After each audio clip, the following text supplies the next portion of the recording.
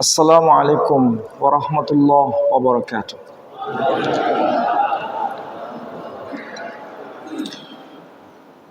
Alhamdulillahi rabbil alamin. Alhamdulillahilladzi arsala rasulahu bil huda wa dinil haqq liyudhhirahu 'alad dini kullih wa kafaa billahi shahida. Ashhadu an la ilaha illallah wahdahu la syarika lah wa ashhadu anna Muhammadan abduhu wa rasuluh la nabiyya ba'dah. Qala Allah Ta'ala fil Qur'anil Aziz, a'udzu billahi minasy syaithanir rajim. Bismillahirrahmanirrahim. Rabbana wab'ats fihim rasulan minhum yatlu 'alaihim ayatika wa yu'allimuhumul kitab wa yu'allimuhumul kitaba wal hikmata wa yuzakkihim innaka antal azizul hakim. Al-ayah, sadaqallahul azim. Saudara-saudara, Bapak Ibu sekalian yang saya hormati, juga adik-adik saya yang sangat saya cintai, alhamdulillah pada waktu malam ini setelah kita menunaikan sholat isya berjamaah, kita bisa datang ke tempat ini dalam rangka untuk thalabul ilm, sekaligus merenungkan kembali mengenai maulid Nabi Sallallahu Alaihi Wasallam, dan sekaligus juga untuk memantapkan syahadatain kita yang sering kita ucapkan. Saudara-saudara sekalian, kita harus tahu dan sekaligus memahami bahwa syahadatain itu ada dua pilar utama.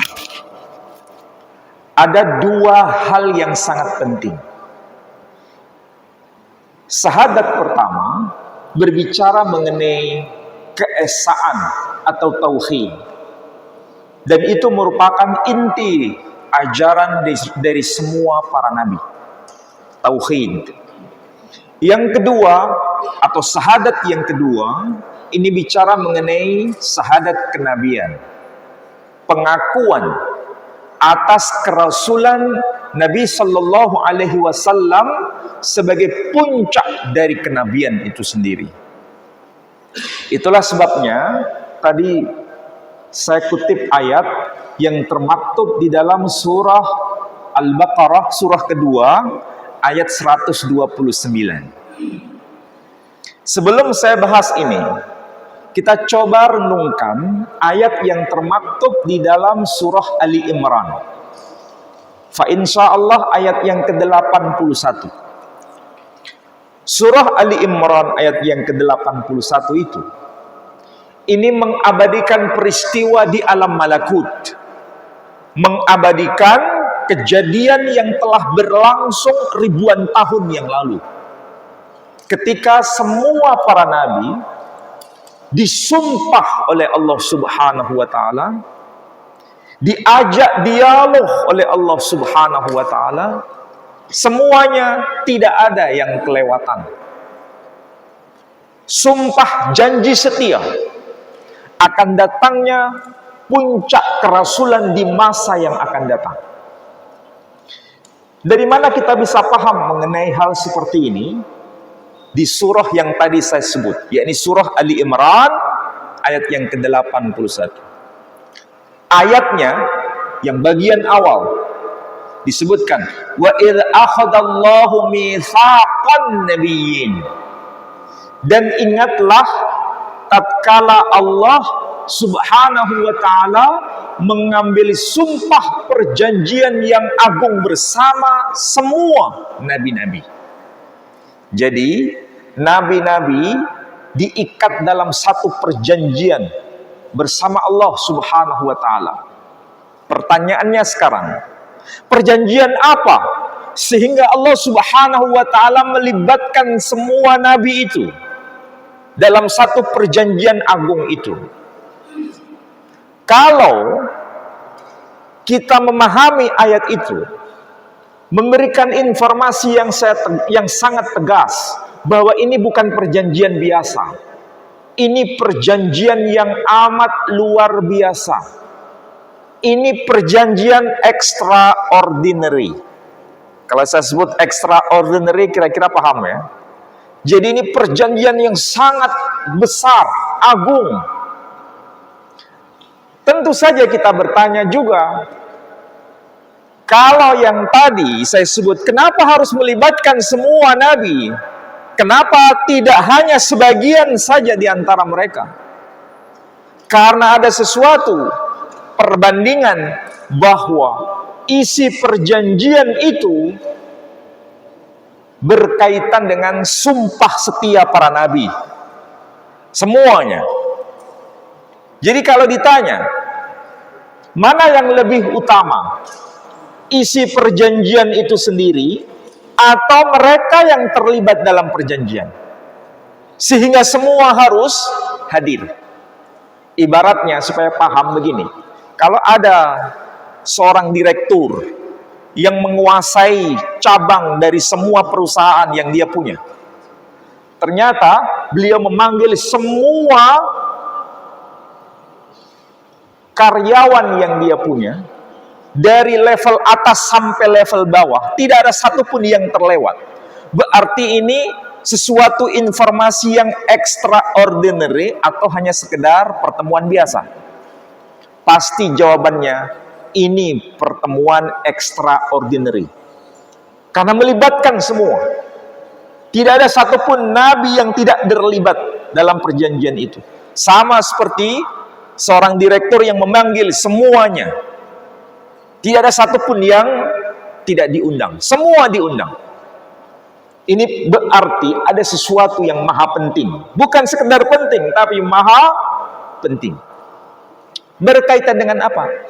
Tsumma ja'akum rasulun musaddiqun lima ma'akum la tu'minunna bihi wa la tansurunna. Kemudian bila nanti datang seorang rasul yang membenarkan apa yang ada di tangan kalian, maka wajib bagi kalian semua, wahai para nabi, untuk beriman kepadanya dan menolongnya. Inilah isi dari perjanjian itu. Datangnya seorang rasul yang muncul di masa depan, dan mereka wajib untuk beriman kepadanya dan menolongnya.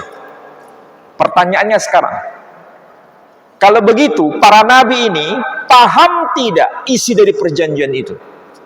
Jawabannya pasti paham. Karena inilah perjanjian yang Allah sengaja buat bersama mereka. Dan tidak ada satupun ahli tafsir dari generasi terdahulu sampai generasi yang sekarang, saya katakan tidak ada satupun yang berbeda pendapat bahwa rasul yang masuk dalam kategori perjanjian agung itu, tidak ada yang berselisih paham, kecuali satu suara, bahwa rasul yang dimaksud adalah Nabi kita Muhammad sallallahu alaihi wasallam.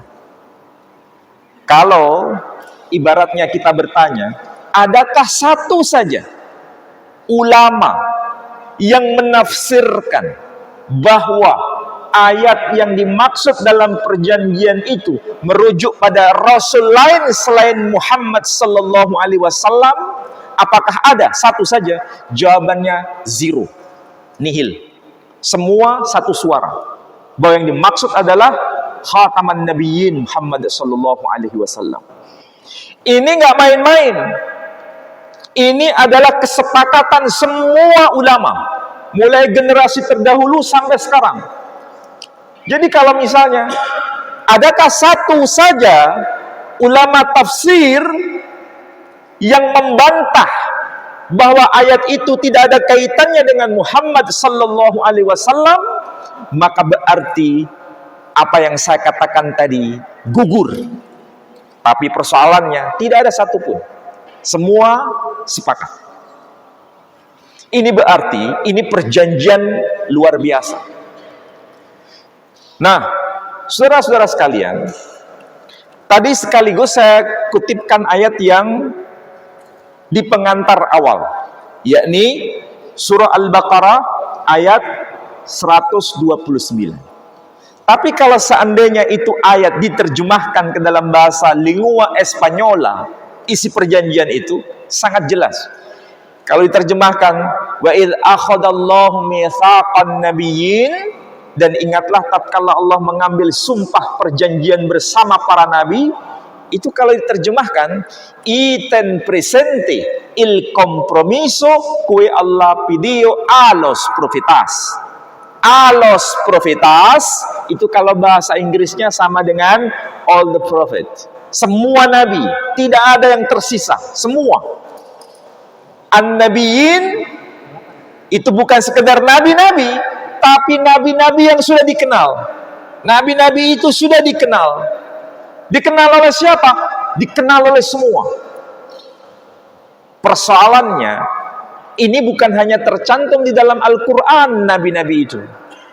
Di dalam Al-Quran, nabi-nabi terhitung hanya 25 nabi saja. Tetapi hadis menyebutkan ada 124.000 nabi. Tidak disebutkan nama rincian satu demi satu, tapi totalnya 124.000. Bukan 124 orang nabi, tapi 124.000 nabi. Dan yang dicantumkan namanya di dalam Al-Quran hanya 25 nabi. 25 berarti hanya sekedar sampel. Bayangkan kalau semua tertulis di dalam Al-Quran, betapa tebalnya pewahyuan yang berupa Quran itu. Hanya 25 saja. Dari 25 itu hanya disebutkan beberapa nama kitab suci yang diterima oleh nabi-nabi yang bersangkutan. Di antaranya apa? Taurat, Zabur, Injil, Al-Quran sebagai penutupnya. Selain itu hanya disebut suhuf. Tidak ada rincian. Tapi dahsyatnya luar biasa. Kalau kita belajar secara benar ya, saya punya kesimpulan begini Bapak Ibu sekalian. Al-Quran yang diterima oleh Nabi Shallallahu Alaihi Wasallam itu ibaratnya semua kitab suci hadir di Al-Quran ini. Itulah sebabnya nabi-nabi itu jumlahnya banyak. 124.000 nabi, termasuk nabi yang tidak dibicarakan dalam Quran. Kalau mau contoh, ini luar biasa. Saya kasih contoh sederhana. Di dalam Al-Quran ada ayat yang termaktub di dalam surah Al-Baqarah. Teksnya itu ada ungkapan begini, malakaini bibabila haruta wa marut. Ada dua malaikat di negeri Babil yang bernama Harut dan Marut. Ini informasi Quran. Tapi ternyata Harut dan Marut sebagai malaikat yang diinformasikan dalam Quran juga termaktub di dalam kitab Weda. Ada Rik Weda, Yajur Weda, Sama Weda, Attarva Weda. Ada kitab Purana, ada Agni Purana, ada Brahmanda Purana, ada Wisnu Purana, dan sebagainya. Itu semua kitab-kitab Weda. Tapi apakah tercantum mengenai Harut dan Marut? Jawabannya iya. Haruta, Maruta. Tapi tidak disebut malaikat, tapi disebut Dev Haruta, Dev Maruta. Apa itu maksudnya Dev? Dev, Deva. Kalau orang Jawa menyebutnya Dewo. Ya, Dewo. Itu pengaruh bahasa Sangsekerta. Dalam bahasa Sangsekerta disebut Dev, Deva, Devam. Makanya kalau orang di Denpasar, Bali, atau di India, dalam bahasa Sangsekerta apa yang dia katakan? Om Purvaswaha Satsavitur Varenyam Bargo Devasyadimahi Dio Yuna Prachodayat. Om. Ini contoh ya. Bukan berarti ini mengaji, bukan. Ini contoh teks yang berbahasa Sanskerta. Sekali lagi, ada ungkapan Dev Haruta, Dev Maruta. Apa itu makna Dev? Dev diterjemahkan sama dengan Deva. Arti harfiahnya Dev itu artinya cahaya. Dan Dewa itu bukan Mahadeva, bukan yang mencipta, tapi dia dicipta. Berarti Dev Haruta, Dev Maruta itu sekedar ciptaan. Dicipta dari apa? Dicipta dari cahaya. Ini persis seperti pernyataan Quran, bahwa para malaikat itu diciptakan dari mana? Cahaya. Di dalam hadis diciptakan dari cahaya. Inilah bukti bahwa Al-Quran bukan sekedar kitab yang berdiri sendiri, tetapi ada mata rantai dengan kitab-kitab sebelumnya. Ini pelajaran. Itulah sebabnya dahsyatnya Nabi Shallallahu Alaihi Wasallam itu dikenal oleh semua nabi-nabi, bahkan nabi-nabi yang tidak tercantum di dalam Al-Quranul Karim. Kalau dari sisi ini kita sepertinya terbelalak. Bagaimana mungkin di dalam Al-Quran ada teks selain kitab Al-Quran itu sendiri? Ini baru bicara mengenai tradisi Hindu. Kalau ditanya, Hindu dengan risalah Nabi kita Muhammad Sallallahu Alaihi Wasallam lebih tua mana? Jawabannya Hindu. Tetapi Hindu ada kaitan dengan Al-Quranul Karim. Apakah hanya kitab Weda? Jawabannya tidak. Kitab Tauratnya orang Yahudi pun ada kaitan dengan Al-Quranul Karim. Ada kaitan. Tadi yang membaca surah Al-Quran diambil dari mana? Diambil dari surah As-Saff. Surah keberapa? Surah yang ke-61. Dimulai dari ayat berapa? Dimulai dari ayat yang ke-6. Dan seterusnya. Artinya apa? Di ayat yang ke-6 tadi bicara mengenai Nabi Isa alaihissalam. Isa ibnu Maryam. Ini kita menyebutnya Isa ibnu Maryam.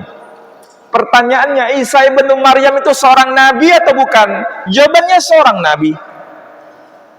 Nabi dari kalangan siapa? Dari kalangan Bani Israel. Quran menyebutkan itu. Beliau berbicara dalam bahasa apa? Beliau bicara dalam bahasa Suryani. Bahasa Suryani itu mirip enggak dengan bahasa Arab? Sangat mirip. Makanya nama beliau dalam bahasa Suryani disebut dengan nama Isa Masiho. Sedangkan Quran menyebutnya Isa Al-Masih. Bagaimana contohnya dalam bahasa Suryani? Kalau dalam bahasa Arab disebut surah. Dalam bahasa Suryani disebut surta. Dalam bahasa Arab disebut as-salah. Dalam bahasa Suryani disebut slota. Dalam bahasa Arab disebut al-kitab atau kitabun. Dalam bahasa Suryani disebut ketabah. Dalam bahasa Arab disebut rash. Dalam bahasa Suryani disebut rash. Dalam bahasa Arab disebut yadun. Dalam bahasa Suryani disebut yad. Dalam bahasa Arab disebut ahad. Dalam bahasa Suryani disebut had. Misalnya, dalam bahasa Suryani, Nabi Isa berkata, atau Isa Masiho berkata, "Wedetirhem et Adonai min kulli levavha wa min kulli nafsiha wa min kulli re'yanah." Re'yanah dalam bahasa Arab sama dengan apa? Kullukum ra'in wa kullukum mas'ulun an ra'iyati. Nah. Jadi ada kemiripan di situ. Jadi sekali lagi, kalau bicara Nabi Shallallahu Alaihi Wasallam itu unik. Karena apa? Semua nabi diikat dalam perjanjian. Nah, oke. Kita memang tidak banyak waktu, tapi nampaknya ini konsentrasi penuh. Ya. Al-Quran menyebut Ismail. Saudara kita non-muslim menyebutnya Yishmael. Kita menyebutnya Ibrahim. Saudara kita menyebutnya Abraham. Saya kalau bertanya kepada Bapak Ibu sekalian di sini, ini orangnya sama atau orangnya beda? Orang yang nggak ngerti Al-Quran akan berkata begini.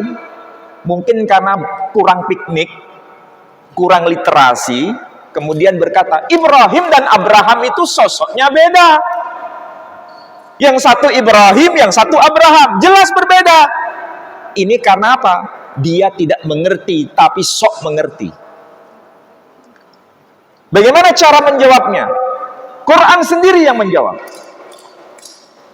Kalau saya bacakan ayat begini ya. Wa idh yarfa'u Ibrahimul qa'ida minal baiti wa Ismail Rabbana taqabbal minna innaka antas samiul alim. Disebutkan nama tokoh Ibrahim. Kalau misalnya itu ayat saya baca begini, wa idh yarfa'u Ibrahimul qa'ida minal baiti wa Ismail.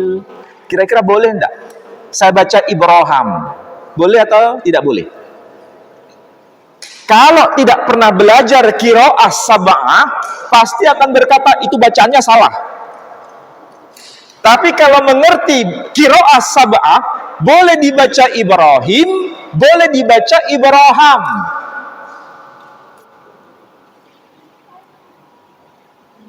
Ini kayaknya agak tegang, kok baru muncul sekarang ya istilah Ibrahim. Ini Quran, bukan di luar Quran. Kita bicara Quran. Kalau bicara Quran, tidak ada satupun ulama yang menolak, kecuali yang kurang piknik tadi. Quran berkata Ibrahim, boleh dibaca Ibrahim. Ini dialek yang berbeda dari qiraah yang kita punya. Bahkan bukan hanya beliau disapa Ibrahim dan Ibrahim. Misalnya yang kita baca biasanya, hal ataka haditsu Musa. Biasanya begitu kan? Tapi juga boleh dibaca hal ataka haditsu Musa. Wadduha wal-laili idza saja. Boleh dibaca begitu. Jadi nama beliau itu Musa, juga boleh dilafalkan Moshe. Di dalam Al-Quran ada kata Jibril, juga boleh dibaca Jabrail. Ini Quran. Dari sinilah nanti terjawab kenapa muncul nama Abraham. Maksudnya begini, ini Quran tertulis nama Ibrahim. Kalau langsung Abraham, ini terjadi lompatan. Tapi dari Ibrahim menjadi Ibrahim, menjadi Abraham. Abraham itu bahasa Ibrani. Ibrahim bahasa Arab. Ibrahim bahasa Arab. Itulah sebabnya Al-Quran itu kalau semakin dikaji, semakin membuktikan bahwa ada kaitan dengan risalah sebelumnya. Nah, kita akan dikejutkan dari Al-Quran itu sendiri. Ya, di surah Al-Baqarah yang tadi saya baca. Rabbana, wahai Tuhan kami, wab'ath, utuslah, fihim, di kalangan mereka, rasulan, seorang rasul, satu saja, bukan dua, bukan tiga, bukan empat, bukan lima, bukan lain-lain, hanya satu saja. Ini doa siapa? Ini doa Ibrahim, doanya Nabi Ibrahim. Rabbana wab'ath fihim rasulan minhum. Wahai ya Rabb, ya Tuhan kami, utuslah di antara mereka nanti seorang rasul, minhum, dari kalangan mereka, yatlu alaihim, yang akan membacakan kepada mereka ayatika, ayat-ayatmu, wa yu'allimuhumul kitab, dan dia akan mengajarkan kepada mereka Alkitab, wal hikmah, dan juga al-hikmah, wa yuzakkihim, dan dia akan menyucikan jiwa mereka, innaka antal azizul hakim, sesungguhnya engkau maha perkasa lagi maha bijaksana. Itu arti harfiahnya. Tapi coba perhatikan, ini kita punya Quran bahasa asli, ori, ada juga terjemahannya. Tapi kebiasaan kita, ya, kebiasaan kita ini, para ustadz, para kiai, para guru, dan sebagainya, itu kalau menjelaskan Quran, biasanya langsung bahasa aslinya. Misalnya begini, mari saudara-saudara kita buka surah Al-Baqarah. Ya. Mari saudara-saudara kita buka surah An-Nisa. Mari saudara-saudara kita buka surah Al-Ma'idah. Selalu begitu. Tapi coba bandingkan ya dengan saudara kita yang non-muslim, ya, para pastor, para pendeta. Itu kalau mengajarkan kepada jemaatnya, itu jarang sekali pakai bahasa asli. Yang dipakai hanya terjemahan. Dan jemaat hanya akrab dengan terjemahan. Jadi misalnya, saya kasih contoh. Saudara-saudara, pagi ini mari kita buka Alkitab yang kita punya, yang termaktub di dalam kitab Kejadian, pasal sekian, ayat sekian. Atau mari kita buka kitab Keluaran, pasal sekian, ayat sekian. Jadi itu terjemahan. Aslinya apa? Bukan kitab Kejadian, bukan kitab Keluaran. Aslinya dalam bahasa Ibrani itu, mari kita buka Sefer Bereshit. Kalau kira-kira pendeta, pastor mengatakan, mari kita buka Sefer Bereshit, jemaat itu bingung. Apa itu Sefer Bereshit? Nggak paham. Yang mereka paham itu hanya terjemahan. Mari kita buka kitab Kejadian, paham mereka.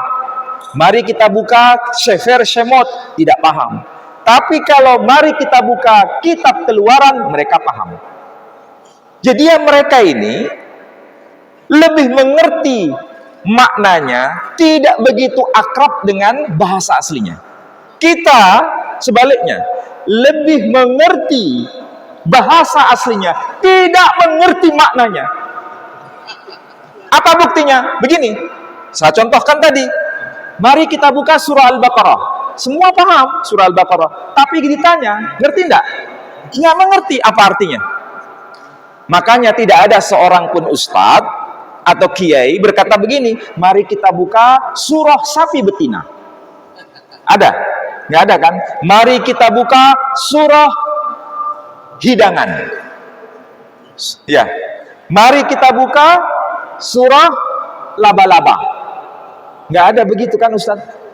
Artinya apa? Kita ini lebih akrab bahasa asli dibanding maknanya. Makanya sampai sekarang banyak yang tidak paham maknanya.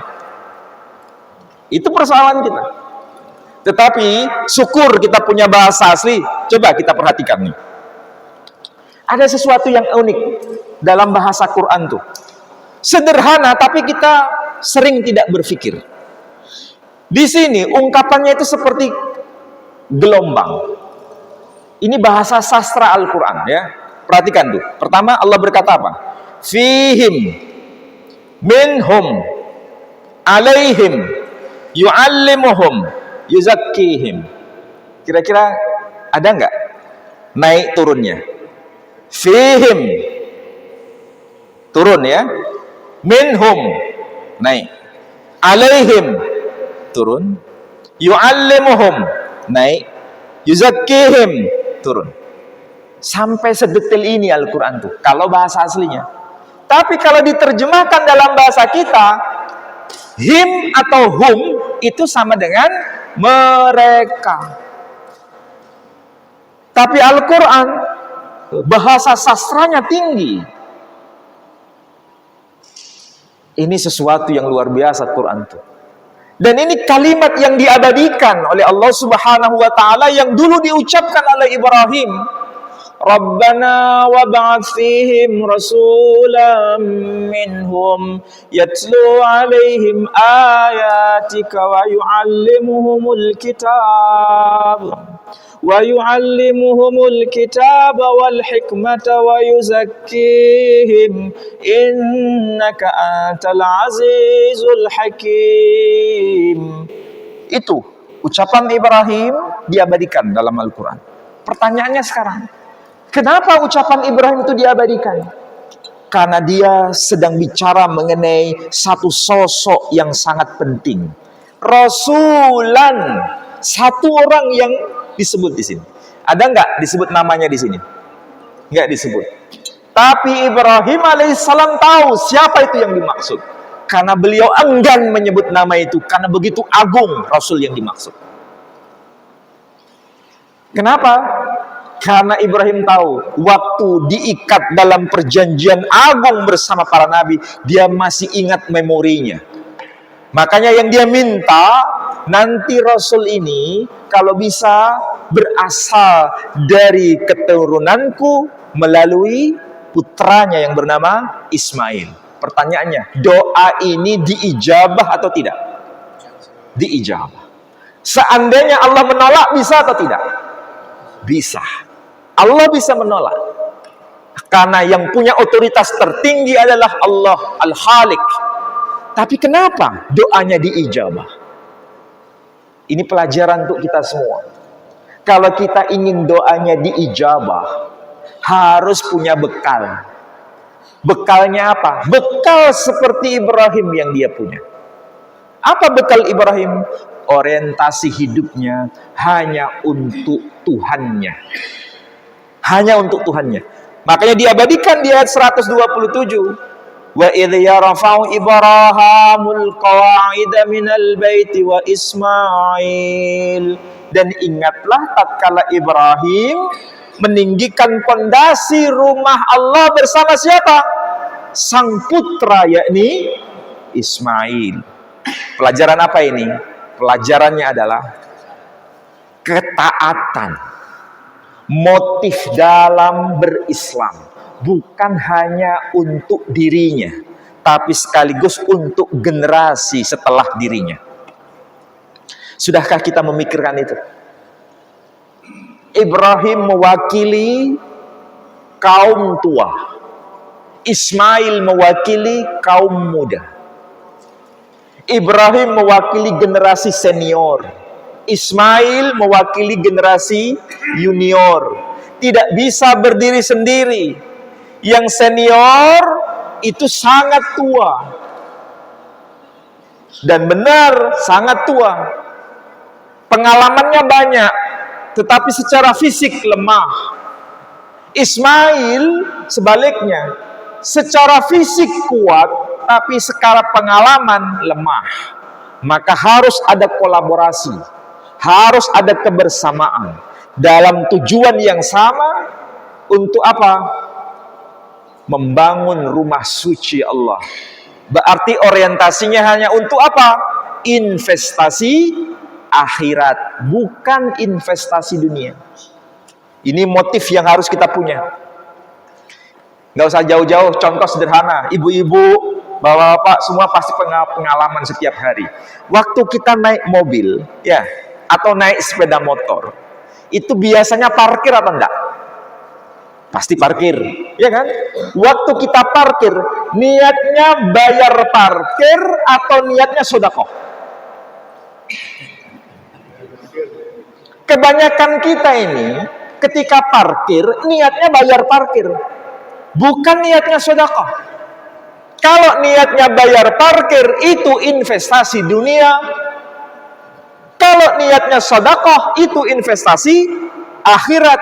Padahal uangnya ya itu saja, cuma beda orientasi. Memang persoalannya seperti pengantar dari panitia, ya, Bapak siapa tadi yang sudah bicara. Iblis itu pinter. Pinternya apa? Mengalihkan sesuatu dari yang benar. Seharusnya sedekah dioper menjadi pokoknya bayar. Coba kalau kita bayar, ditarik 8.000, atau 10.000 mobil, yang muncul apa di lisan kita? Ngedumel. Kalau bahasa sini apa? Ngeroweng. Ya. Artinya apa? Seharusnya menjadi sedekah sehingga tidak punya nilai, hanya sekedar bayar parkir. Padahal kita keluar uang. Coba kalau diniatkan sedekah, kita dapat apa? Pahala. Bersedekah. Atau yang lebih ringan apa? Contoh sederhana. Ini sederhana tapi kita luput. Kita punya mobil. Kalau kita punya mobil, kita siapkan uang recehan. Ya. Ketika kita siapkan uang recehan di mobil itu, niatnya untuk sedekah kepada polisi cepek, atau niatnya bayar kepada polisi cepek? Ayo, niatnya sekarang. Kebanyakan kita niatnya bayar kepada polisi cepek. Padahal kalau diniatkan sedekah, berapa kali kita bersedekah dalam satu hari? Jadi yang penting itu orientasi. Orientasi hidup. Ibrahim dan Ismail orientasinya sama. Membangun apa? Al-qawaid minal bait. Jadi yang dibangun adalah pondasi rumah Allah. Ini bahasa simbol. Pondasi rumah Allah itu di mana? Di Mekah Al-Mukarramah. Orientasi hidupnya benar. Bukan investasi dunia, tapi investasi akhirat. Kalau motifnya sudah ditata benar, baru tahapan kedua, kolaborasi, kebersamaan. Membangun masjid ini, memakmurkan masjid, itu bukan jerih payah generasi senior saja, tapi harus ada keterlibatan generasi junior. Dan generasi junior jangan merasa paling wah, atau generasi senior juga jangan merasa paling wah. Semua punya kontribusi, dan itu harus ada praktek langsung. Ibrahim alaihissalam mendidik putranya secara praktek, bukan sekedar kata-kata, tapi praktek. Membangun rumah suci Allah bersama sang putra, langsung bersama-sama. Kalau bahasa orang Surabaya, kalau diibaratkan ya, mungkin ini tidak terlalu tepat, tapi maksudnya saya baik. Maksud saya begini, Ibrahim itu ibaratnya sama dengan tukangnya membangun rumah itu. Sedangkan Ismail sama dengan kulinya. Jadi antara kuli dan tukang itu nggak bisa berdiri sendiri. Kuli butuh tukang, tukang butuh kuli. Harus ada saling kolaborasi. Nanti kuli ada harapan menjadi tukang. Itulah contoh teladan sederhana dari Al-Quran ini. Dan yang terakhir, ya, visi ke depan. Bukan hanya untuk dirinya, visi ke depan. Kita ini kebanyakan hidup itu seperti air mengalir. Kira-kira kalau hidup itu seperti air mengalir, itu hidupnya benar atau enggak? Hah? Enggak benar. Hidup itu harus tertata. Ada target-target. Kapan harus begini, kapan harus begitu. Seandainya tidak terpenuhi, nggak ada masalah. Yang penting ada target. Nanti kalau yang nggak tercapai itu apa? Dievaluasi. Apa sebab tidak tercapainya sesuatu itu? Semua begitu. Dalam bekerja juga begitu. Ibrahim pun juga begitu. Setelah membangun rumah suci Allah Subhanahu wa Ta'ala, dia kemudian bermunajat kepada Tuhannya. Apa itu doanya? Rabbana waj'alna muslimaini laka wa min dzurriyyatina ummatan muslimatan lak.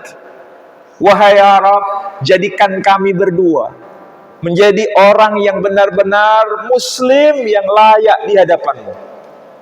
Artinya apa? Dia tidak merasa paling muslim, tetapi dia merasa harus ada bimbingan ilahi supaya dia menjadi muslim yang layak di hadapan Allah Subhanahu wa Ta'ala. Dan tidak berhenti di situ. Wa min dzurriyyatina, dan juga dari keturunan kami, ummatan muslimatan lak, yang juga menjadi muslim yang juga layak di hadapan-Mu. Disinilah kita bisa paham Ibrahim alaihissalam di dalam Al-Quran itu memiliki karakter yang unik. Karakternya apa? Halim. Inna Ibrahim la halimun awwahum munib. Itu karakter Ibrahim. Ismail karakternya juga sama. 100% sama. Makanya ketika Allah menjawab doa Ibrahim, dikabulkan. Fabasyarnahu bighulamin halim. Maka kami berikan kepada Ibrahim putra yang halim. Siapakah dia? Ismail. Kedua-duanya menjadi muslim yang layak di hadapan Allah. Dan keduanya bermunajat kepada Tuhannya agar keturunan nanti di masa depan menjadi satu ummah yang besar, juga menjadi muslim yang layak di hadapan Allah Subhanahu wa taala. Jadi konsepnya itu masa depan. Bukan sekedar masa sekarang. Kita yang sudah berumur di atas 40, ada yang 50, ada yang 60. Munajat kepada Tuhan, kepada Allah Subhanahu wa taala bukan hanya untuk kita pribadi. Tetapi memikirkan siapa? Generasi kita ke depan. Generasi yang akan datang, yang barangkali kita nggak akan pernah ketemu dengan mereka, tetapi kita akan melihat mereka saat kita di alam, di luar dunia ini. Sama seperti Nabi kita Ibrahim, bapaknya para nabi.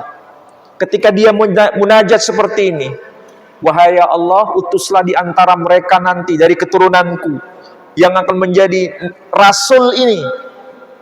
Allah menjawab atau tidak? Allah jawab.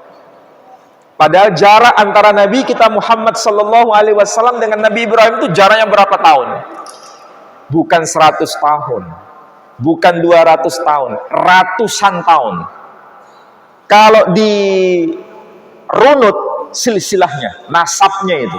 Nabi sallallahu alaihi wasallam dalam kitab Tarikh At-Tabari disebutkan, Muhammad bin Abdullah bin Abdul Muttalib bin Hashim bin Abdi Manaf bin Qusay bin Kilab bin Murrah bin Ka'ab bin Lu'ay bin Ghalib ibn Fikhr alias Quraisy.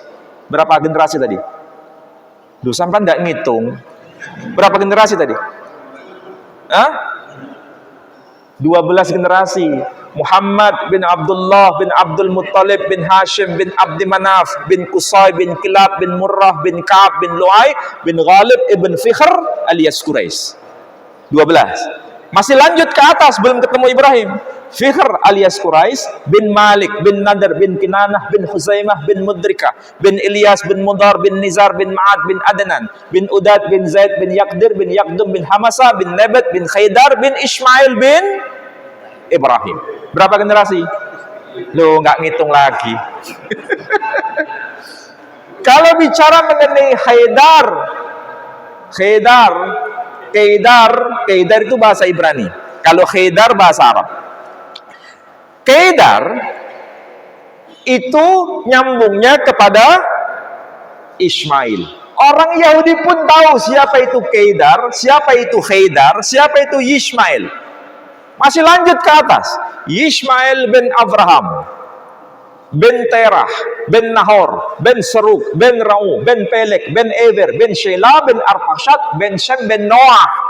Siapa itu Noah? Nah, sampai ngertinya itu Ben Peter Pan kan? Nah, Noah, ya. Noah itu bahasa Ibrani. Ya. Bahasa Arabnya itu Nuh. Kalau kita tahu dalam Al-Quran, siapa itu Nuh?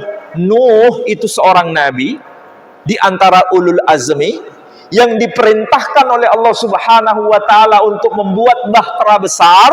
Barang siapa yang naik ke bahtera besar, mereka akan selamat. Yang tidak naik ke bahtera besar itu, mereka akan tenggelam di samudra yang luas. Orang Yahudi pun tahu. Orang Nasrani pun tahu. Dalam kitab Bible menyebutkan dengan nama Noah. Shem bin Noah. Kalau kita menyebutnya Sam, mereka menyebutnya Shem. Shem bin Noah. Bukan hanya kita yang Muslim, bukan hanya Katolik, bukan hanya Kristen, bukan hanya Yahudi. Orang Hindu pun tahu siapa tokoh yang dimaksud, tapi tidak menyebutnya Nuh, tidak menyebutnya Noah, tapi menyebutnya Manu. Itulah sebabnya kitab suci yang diterima oleh Manu namanya disebut Manawa Dharma Sastra. Di dalam kitab Manawa Dharma Sastra yang diterima oleh Manu ada ayat yang berbunyi Ratri Swapnaya Bhutanam Restaye Karyama Namaha. Apa itu maksudnya? Ratri Swapnaya Bhutanam, kami jadikan malam sebagai istirahat kalian. Restayai karyama namaha, kami jadikan siang hari untuk berkarya, untuk bekerja bagi makhluk hidup. Ayat begini di dalam Al-Quran ada. Di mana itu? Dalam surah Ar-Rum. Wa min ayatihi manamukum bil-lail wan nahari wa batiga'ukum min fadlih. Dari sebagian tanda-tanda kekuasaan Allah, dia jadikan malam sebagai istirahat kalian. Dan dia jadikan siang untuk mencari rizkinya Allah. Sama atau beda? Sama. Berarti Al-Quran mengkonfirmasi apa yang termaktub dalam kitab Manawa Dharma Sastra. Inilah hakikatnya Nabi Shallallahu Alaihi Wasallam yang dikenal oleh semua Nabi, dan kitab sucinya merangkum semua kitab suci. Jadi menjadi Muslim itu bukan menjadi agama yang terasing. Kalau kita beragama hanya sholawatan terus, tidak mengkaji Al-Quran, apa fungsi agama itu? Iya kan? Agama itu bukan sekedar ritual. Agama itu, Islam ini bukan sekedar agama ritual. Agama ini agama peradaban. Maka itulah sebabnya ulama kita terdahulu orangnya pakai sorban, ya, pakai jubah. Tapi kalau ditanya Quran paham, ditanya hadis paham, ditanya ilmu biologi paham, ditanya ilmu fisika paham, ditanya ilmu ekonomi paham, ditanya ilmu kedokteran paham. Tapi coba lihat sekarang, semua pakai sorban. Quran yang dia pahami nggak begitu jelas, hadis yang dia pahami juga nggak begitu jelas. Ditanya ekonomi pelongo-pelongo, ditanya mengenai kedokteran pelongo-pelongo, iya kan? Bahkan yang dikatakan apa? Bisa mi'raj 70 kali selama satu hari. Kayak begitu. Yang harus kita yakini kayak begitu. Ini mendidik umat Islam sendiri. Maka kita harus mencerdaskan cara beragama ini. Anak-anak kita adalah masa depan kita. Jangan sampai Islam yang agama tinggi, mulia ini merosot drastis menjadi agama sekedar dongeng semata-mata. Maka bersyukurlah kita menjadi Muslim. Saya hari ini sudah membina beberapa mualaf, termasuk di Masjid Al-Falah. Dan sekarang ini saya konsentrasi satu anak yang bernama Billy, anak Manado, kuliah di ITS. Hampir seminggu sekali dia datang ke rumah untuk belajar Islam, tapi dia punya syarat, harus ilmiah. Kalau dia ilmiah, dia nggak mau. Sebelumnya, Dr. Stanley, orang Chinese, dia minta kajian Islam secara ilmiah. Saya bina selama 1 tahun, akhirnya dia memproklamirkan diri untuk bersyahadat. Dan saya syahadatkan sendiri. Sekarang tinggal di Pakuwon City. Inilah agama kita ini, mulia. Agama kita ini bukan dongeng. Tidak butuh dongeng-dongeng itu. Kalau agama kita dicekoi dengan dongeng-dongeng yang kita percaya, untuk apa kita beragama memilih Islam ini? Jangan terkesima dengan casing, jangan terkesima dengan jubah, jangan terkesima dengan sorban seseorang. Lihatlah isi yang dikemukakan, bukan casing yang dia punya. Kok sampean agak tegang sepertinya ini? Jadi saudara-saudara, melalui bulan mulia ini, perbaruilah cara beragama kita ini. Ya, perbarui. Supaya kita itu menjadi ummah yang diperhitungkan banyak orang. Sekarang ini banyak orang-orang non-muslim yang tertarik dengan Islam di Eropa, itu karena kita memberikan pelajaran keislaman ini secara saintifik, bukan dengan dongeng-dongeng. Di sini Islam diajarkan dengan dongeng-dongeng. Apakah ini yang harus kita teruskan? Kalau kita mau menjadi muslim yang benar dan punya kualitas tinggi, maka seharusnya mengkaji Al-Quran dengan cara yang benar. Bahkan Quran jarang sekali dibahas ya. Jarang sekali. Hanya cerita nenek moyang, punya kemuliaan, karomah begini dan begitu. Untuk apa kita mendengar itu? Tanpa ada bicara mengenai Al-Quranul Karim. Mudah-mudahan Muslim generasi muda ini semakin menjadi harapan kita ke depan. Karena masa depan ini adalah masa yang sangat luar biasa. IT itu sudah semakin memuncak. Bukan seperti yang kita lihat sekarang. Saya sekarang itu masuk generasi gaptek. Anak saya lebih pinter mengenai IT dibanding saya sendiri. Ini kan sudah ketinggalan kereta ini. Saya pribadi itu merasa sudah ketinggalan kereta.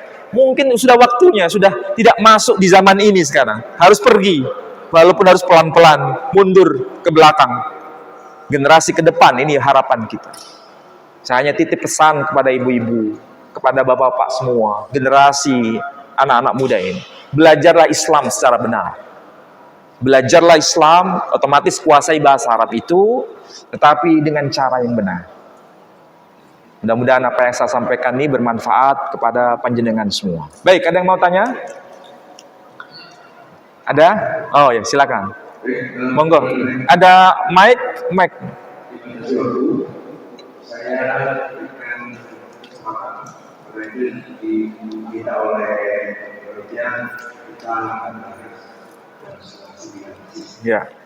Baik, mungkin Pak Doni. Oh ya, oke. Jadi Bapak boleh hanya 2 jurusan dan kita berikan kesempatan pada 2 pelaku.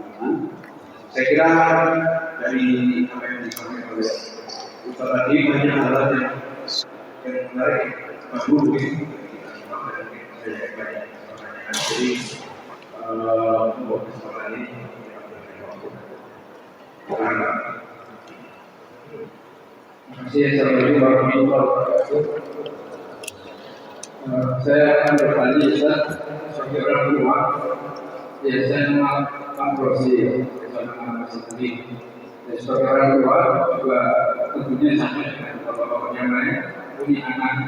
Sebenarnya juga ingin menjadi orang yang Islam, bisa apa.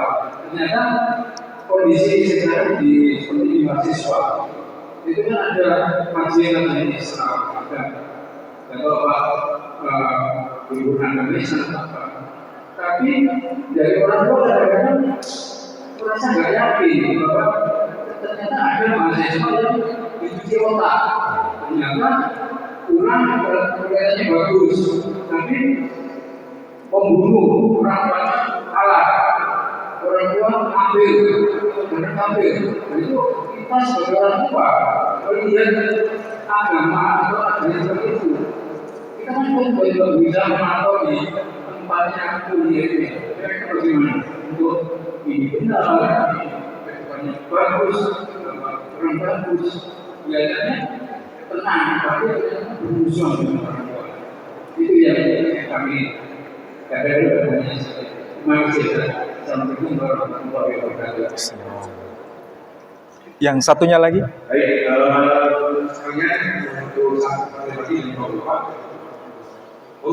Dari Pak Tawi.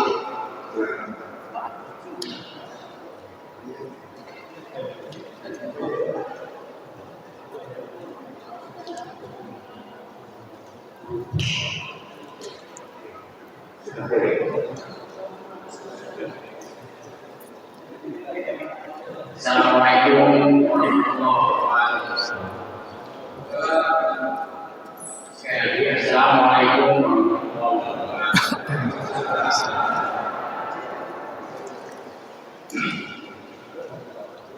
Saya bahkan mungkin kami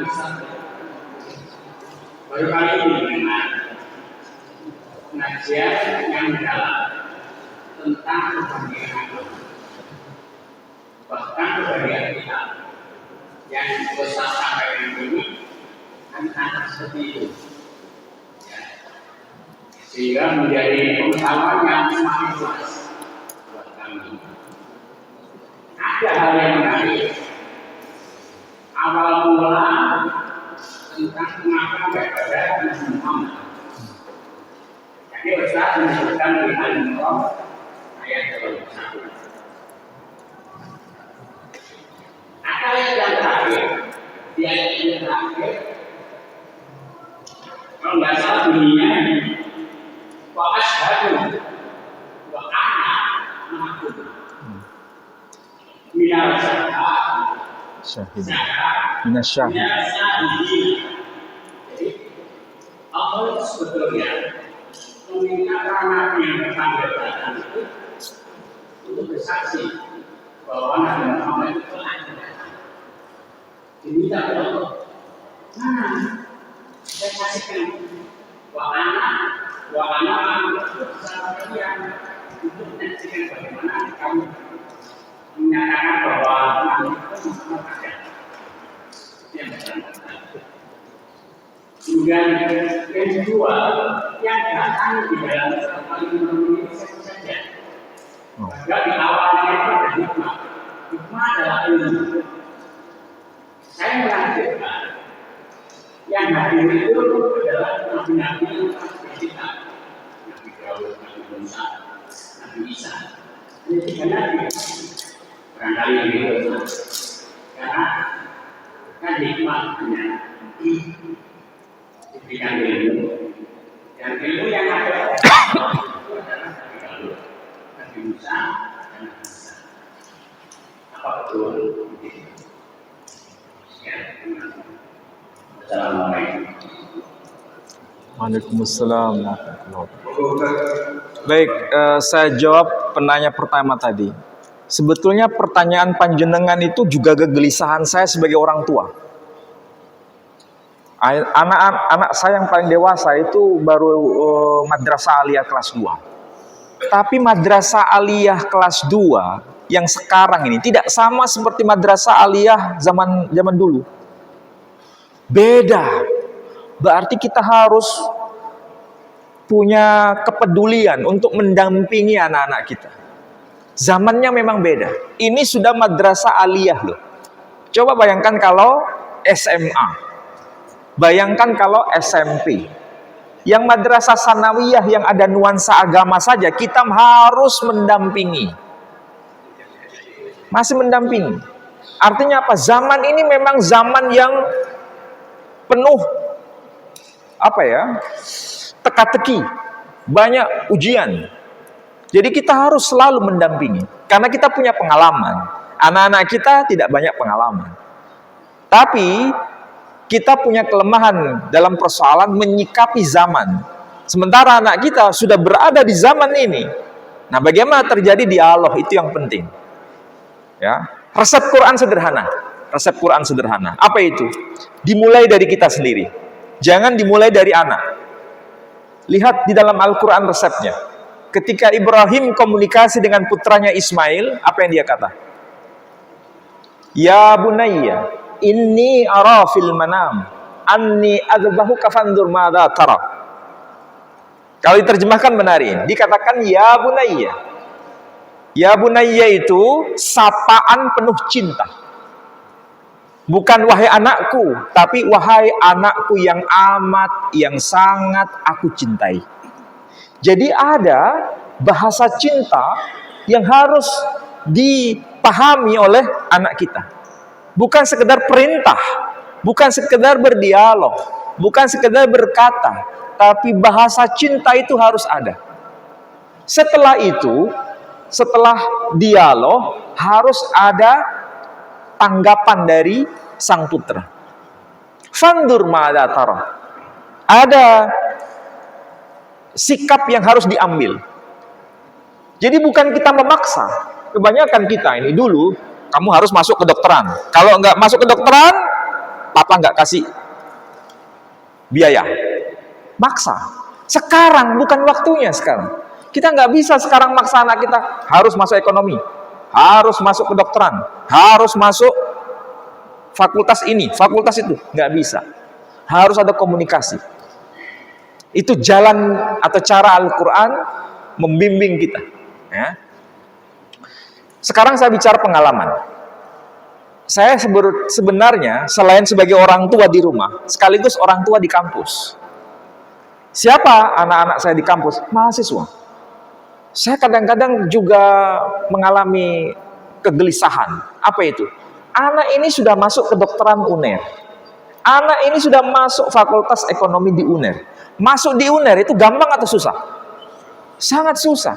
Jadi secara IQ itu sudah standarnya tinggi.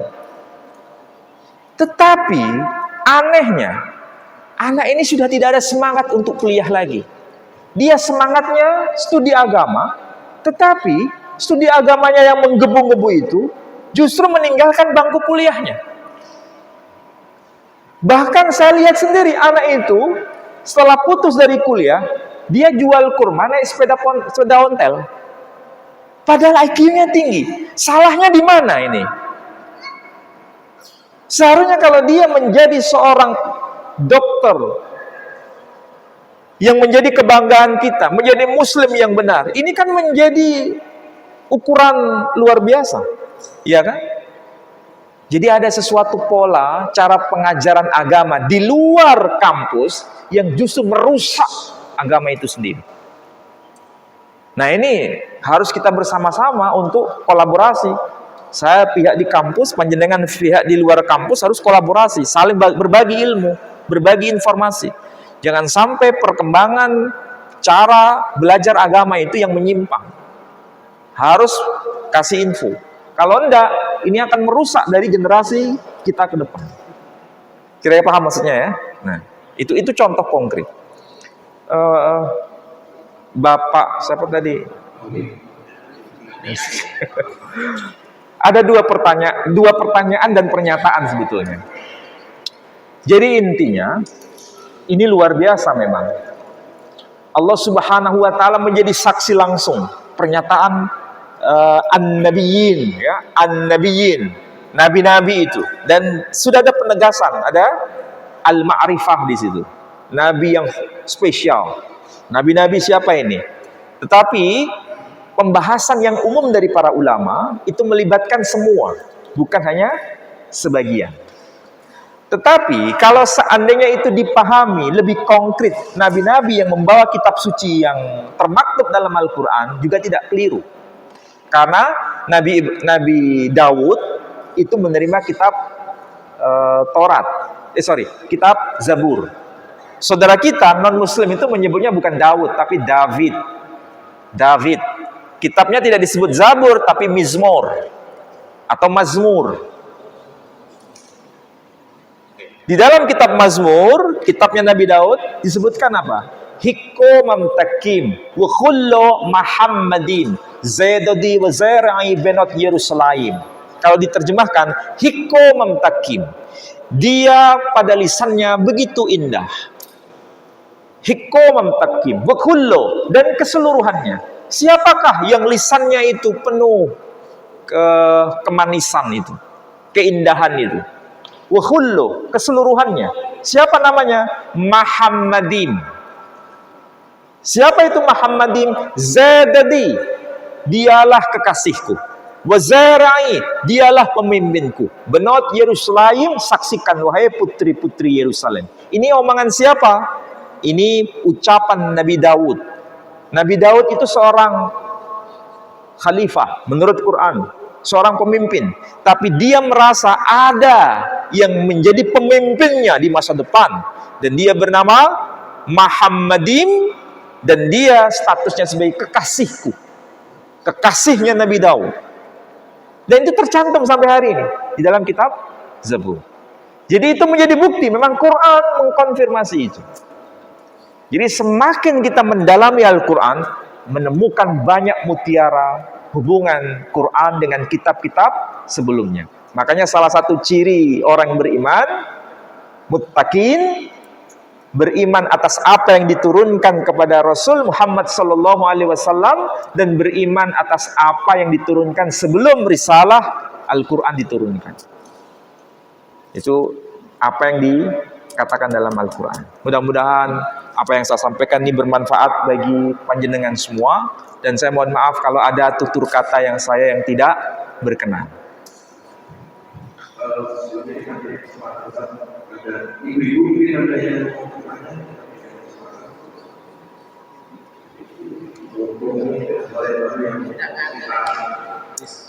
baik, mungkin dari Bapak satu lagi. Dan Itu Bapak dari mana? Iya, Bapak dari mana? Kalau nggak ada berarti sudah paham semua. Sudah paham semua, tinggal aplikasi saja.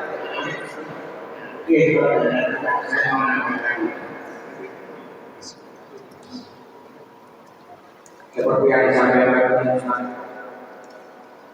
hari-hari ayat yang menghubungkan antara tadi bahwa nanti akan ada nabi rasul yang ayat-ayat orang seperti itu.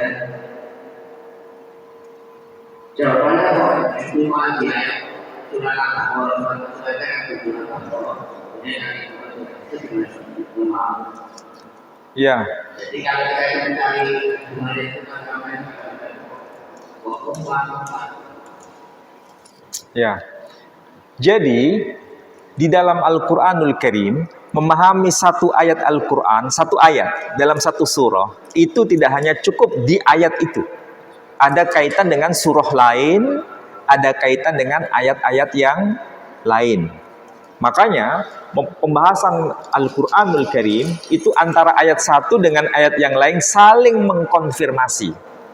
Hanya masalahnya kita sudah akrab belum cara memahaminya itu. Tapi ada sesuatu yang unik sebenarnya. Di surah Al-Baqarah tidak disebutkan namanya. Ya. Di surah Ali Imran juga tidak disebutkan namanya. Di surah As-Saff baru muncul namanya. Jadi bukan berarti tidak disebutkan namanya itu sosoknya yang dimaksud itu blank, ada. Itulah sebabnya di surah As-Saff wa mubasysyiran bi rasulin ya'ti min ba'di ismuhu Ahmad. Jadi Rasul yang datang setelah Nabi Nabi Isa alaihissalam adalah Rasul yang bernama Ahmad. Tapi nama itu salah satu di antara nama yang lain. Di surah yang lain, misalnya surah Ali Imran muncul nama Muhammad. Di surah Al-Ahzab muncul nama Muhammad. Di surah Muhammad ayat 2 muncul nama Muhammad. Di surah Al-Fatah ayat 29 muncul nama Muhammad.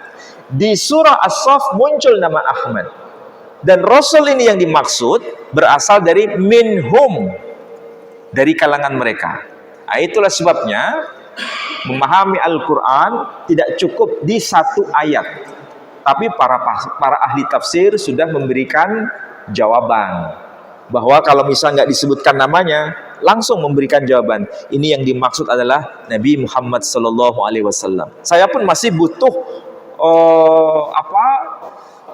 tafsir-tafsir itu, bukan menafsirkan sendiri, enggak. Tapi membaca dari para ahli tafsir, ternyata kesimpulannya sama. Itu yang di-share, dibagi kepada jamaah. Jangan menafsirkan sendiri, nggak boleh. Tapi biarkan para ahli tafsir, kemudian kita baca, kemudian ternyata kesimpulannya satu suara bahwa itu yang dimaksud adalah Muhammad sallallahu alaihi wasallam. Tidak ada perselisihan, tidak ada ikhtilaf di antara mereka. Saya kira demikian ya. Mudah-mudahan bermanfaat. Waktu sudah tidak bersahabat lagi. Saya mohon maaf kalau ada kata-kata yang tidak berkenan. Baik, kita berdoa bersama-sama. Ikhlaskan hati kita untuk menghadap kepada Allah Subhanahu wa taala. Allahumma salli ala Sayyidina Muhammad wa ala alihi wa ashabihi wa sallam. Alhamdulillahi rabbil alamin. Allahumma ighfir lana dhunubana wa kaffir 'anna sayyi'atina wa tawaffana ma'al abrar. Ya Aziz ya Ghaffar ya Rabbal alamin. Allahumma ya Allah, jadikanlah kami hamba-hambamu yang senantiasa untuk mendekat kepadamu. Ya Allah, jadikanlah kami hamba-hambamu yang senantiasa rindu untuk menjadikan Al-Quran sebagai petunjuk hidup kami. Allahumma ya Allah, jadikanlah keluarga kami generasi yang Qur'ani. Jadikan anak-anak cucu kami generasi yang menjadi qurrata a'yun, menjadi permata hidup kami. Ya Allah, jadikan keluarga kami yang sakinah, mawaddah, warahmah. Jadikan anak-anak kami yang salih dan solihah. Dan kumpulkanlah kami bersama anak cucu kami di surgamu kelak nanti. Rabbana atina fid dunya hasanah wa fil akhirati hasanah wa qina adzabannar. Sallallahu ala habibina Muhammad wa ala alihi wa ashabihi wa sallam. Walhamdulillahi rabbil alamin.